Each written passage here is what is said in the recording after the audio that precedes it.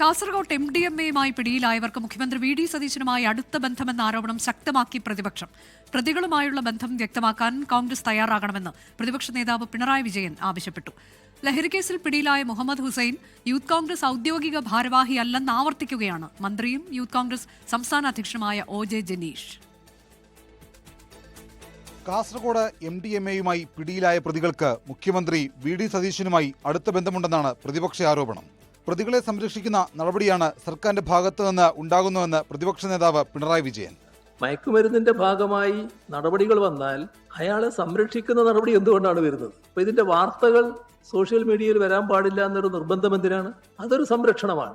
സർക്കാരിനെ വിമർശിച്ച് CPIM നേതാവ് മുഹമ്മദ് റിയാസും രംഗത്ത് വന്നു. തൂഫാൻ വിഷയത്തിലും കോൺഗ്രസുമായി ബന്ധമുള്ളവർക്ക് പ്രത്യേക നിലപാടും അല്ലാത്തവർക്ക് പ്രത്യേക നിലപാടുമാണോ എന്ന് പൊതുവെ പരിശോധിക്കപ്പെടണം.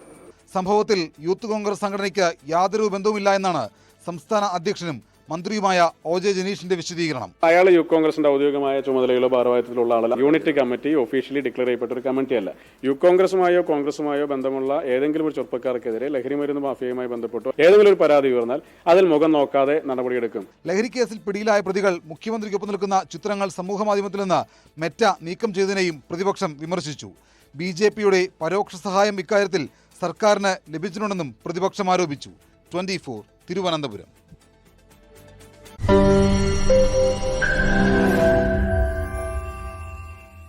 ലോകത്തെവിടെയായാലും ഏത് സമയത്തും 24 വാർത്തകളും ഓഗ്മെന്റഡ് റിയാലിറ്റി പാക്കേജുകളും എക്സ്പ്ലെയിനറുകളും വിശദമായി കാണാൻ ഞങ്ങളുടെ YouTube ചാനൽ നിങ്ങൾക്ക് സബ്സ്ക്രൈബ് ചെയ്യാം.